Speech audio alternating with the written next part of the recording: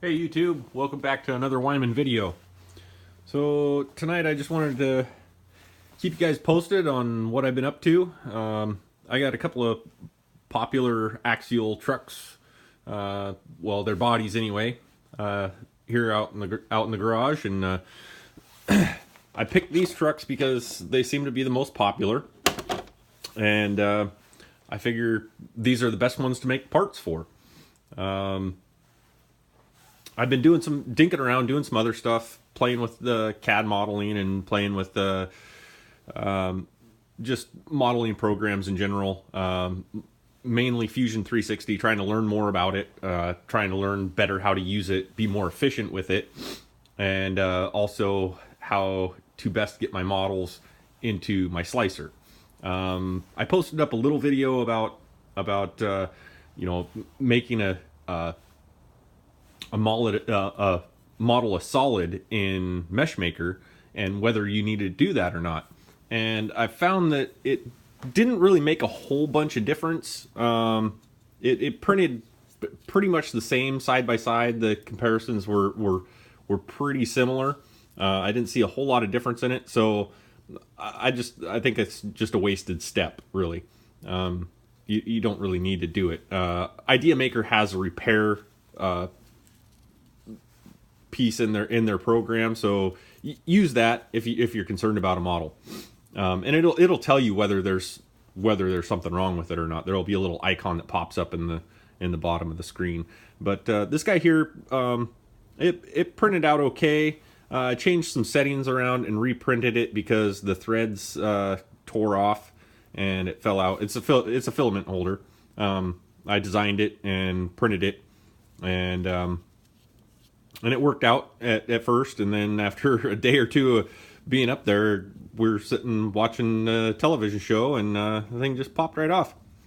So threads just tore off the end, and not a big deal. I printed it a bit slower, and I've got version 2 on there now, and it works just fine. You can see in the threads were printed a little too fast, and it just had some real chunkiness in it, and it didn't print out very well. This was the original filament holder for the ender, and it's just the diameter's too large for the spools of filament that I'm using, the Robo. So yeah, I designed this one up right quick and threw that on there, and like I said, it worked for a few days and then popped off. But I got version 2 on there, and it's working really well. I printed this guy out off of My Mini Factory, and I printed him, and this was a 14.5 hour print. But I printed him because I wanted to see how these hinges would turn out. And this thing printed in one piece, okay? And it's got 13 movable hinges on him. Some ball joints, and what they call axle joints in his hips. So there's a pin, and then basically like a wheel inside of his hip right there, and that's what he pivots on. And so yeah, there's 13 joints on this little guy, and he turned out really well. I was pretty happy with him. There again, you can see there's some goo where I was printing him probably a little on the fast side, and yeah, he schmooed up a little bit, but not too bad. He printed out okay. So I got that guy off of My Mini Factory, and look that site up. That there's a lot of good stuff on there, and their thing is that it's all of their stuff is 100% printable. So dig through there, and you can always find stuff on there. Today I modeled up this guy, and this is just a test print. I just wanted to see. I modeled it out real quick. Well, not real quick. I had a little blipus with Fusion, and it shut down on me, and I had to start over. But I got it modeled up, and just a quick print. I wanted to do basically a prototype, just to kind of see, make sure that it was fitting the way that I wanted it to, fitting along my lines and all that stuff. And so I found on this guy that I had some pretty gnarly edges going on when it dropped into Mesh Mixer. and I wasn't real sure what was going on. I saw a lot of weird triangles in it, and I could just tell that there wasn't, it just didn't look smooth and nice like the rest of the models that I had dropped in there. So I went through the normal steps like I had always been doing, and tried to make it a solid to see if that fixed it, and I tried bumping up the triangle count to see if that fixed it, and nothing was seeming to fix it. And then after I started the print on this just to get a prototype going, I jumped back into Fusion and I started messing around with it.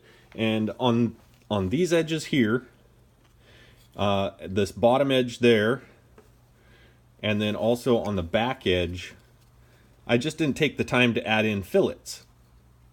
And fillets is basically just, a fillet is going to be this rounded edge here. Anywhere there's a rounded edge, that's what they call a fillet in CAD modeling, if you don't know anything about it.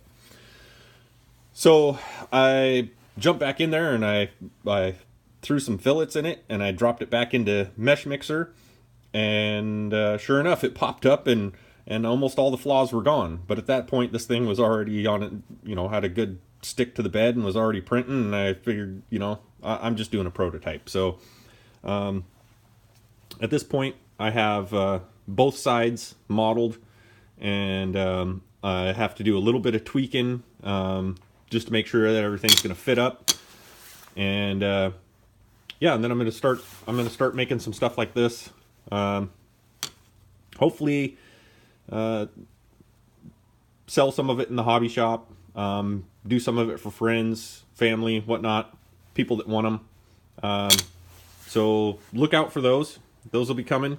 I'm also going to be doing a light bar for this guy.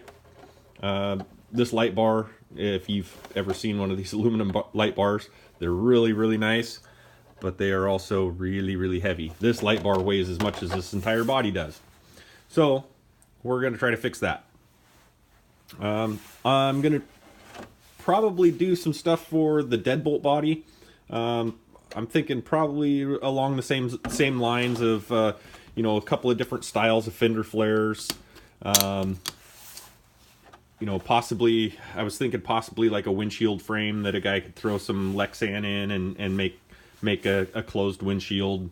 And then I also wanted to do a grill that looks like an early Bronco grill. Because this body does kind of resemble an early Bronco, and I'm kind of, well, as you can tell, I kind of like the early Broncos, and I do have a real one. I have a 66, so I'm kind of partial to those. But yeah, that's kind of some of the stuff that I'm working on, and if you guys like to see me do something, or if there's something that you see that you'd like to see print, or have anything that you'd like me to talk about, or questions or anything like that, go ahead and throw in a comment, and I'll try to answer any questions as best I can. Always, if you like the video, like, subscribe. It'll help me out. We'll get some more content put up, and hopefully I'll get better at this over time. I'll get some more equipment set up so that I'm not doing this with my cell phone anymore. And until next time, keep making cool stuff. All right, thanks.